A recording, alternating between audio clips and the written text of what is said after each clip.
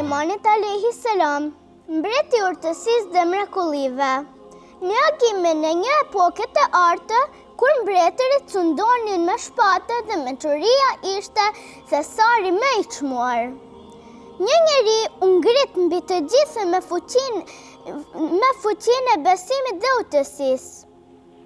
Ai nuk ishte thjesht një mbret, por një profet i bekuar nga Zoti, një shëndimtar i drejtësisë dhe një njeri që kuptonte gjuhën e erës, zogjve dhe mendje edhe gjindeve. I lindur nga një mbret i madh dhe i edukuar, me mençurinë e Zotit.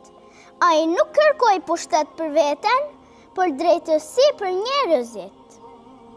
Në sundimin e tij, mbretëria lulëzoi. Paqja mbi zotëroi dhe fuqia e tij kaloi përtej asaj që syri njerëzor mund të shihte. Ky është profeti Sulejman alayhi salam, njeriu që sundoi mbi njerëz të kafshët dhe xhindet.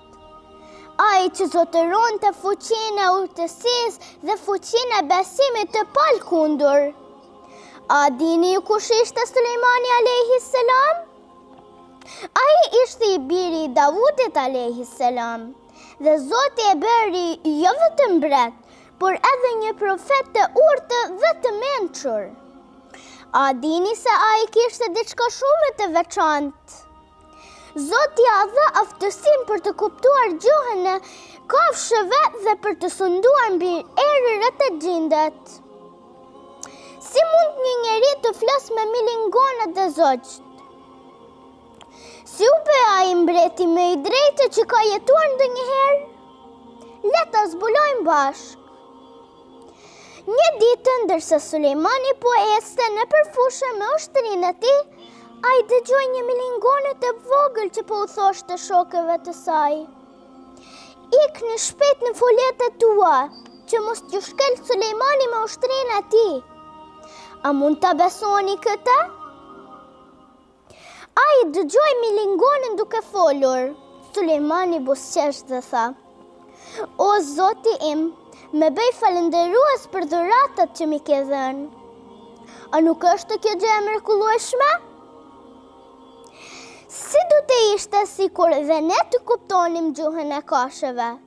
Cile kafshë do të doni të kuptonit?" Sulejmani kishte një zog të veçantë, një hudhud, i cili sillte lajme nga vende të largëta. Një ditë ai vuri re se hudhudi mungonte dhe pyeti: "Ku është hudhudi? Pse nuk ka ardhur?" Pas pak hudhudi u kthye dhe tha: "O mbret, kam parë diçka të çuditshme. Kam shkuar në një vend të quajtur Sebe, ku njerëzit adhurojnë diellin në vend të Zotit. A mund të imagjinoni? Një mbretëreshe e quajtur Belkisa dhe populli i saj adhuronin diellin." Sulejmani vendosi t'i dërgonte një letër mbretëreshës Belkisa, duke e ftuar të adhuronte vetëm Zotin e vërtet.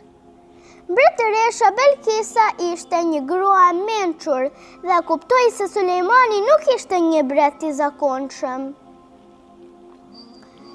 Për ta parë fuqinë e tij, ajo vendosi ta vizitonte. Por Sulejmani donte ta provonte me një mrekulli. Ai tha gjindëve: "Kush mund ta sjell fronin e saj para se të vijë ajo këtu?" Një gjind tha: "Unë mund ta sjell për disa orë." Por një tjetër, i cili kishte njohuri nga librat e shenjtë, tha: "Unë mund ta sjell për 1 sekondë."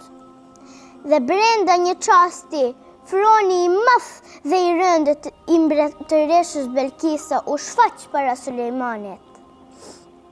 Kur Belkisa mbriti, ajo u mahnit. Ajo kuptoi se Sulejmani ishte me të vërtetë i dërguari i Zotit dhe tha: "O Sulejman, unë tani besoj vetëm në Zotin e vërtet." A nuk është kjo histori e mahnitshme? Si do të ndiheshit jonë nëse një fron do të zhdukej dhe shfaqen në një vend për 1 sekond? A dini se Sulejmani kishte gjindët që punonin për të? Gjindët i ndërtonin pallatet të mëdha, kullat të larta dhe mëndjen nxirrnin thesaren nga fundi i detit. Por a dini çfarë ndodhi kur Sulejmani ndërroi jetë? Ai ishte i ulur mbi shkopin e tij, duke i vëzhgruar gjindët teksa punonin.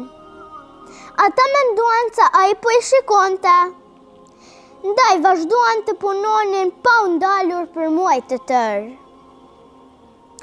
Derisa një ditë, një krembe kafshoi shkopin e tij dhe ai u thye. Sulejmani ra në tokë. Atëherë gjindët e kuptuan se ai kishte ndërruar jetë shumë kohë më parë. Çfarë më si morën ata? As gjindët nuk dinë të ardhmen, vetëm Zoti di çdo gjë. Pas vitëve të studimit të tij të drejtë, profeti Sulejman alayhi salam u largua nga kjo botë, por trashëgimia e tij mbeti e pavdekshme. Ai la pas një mbretëri që lulëzoi në drejtësi, mençuri dhe adhurim ndaj Zotit.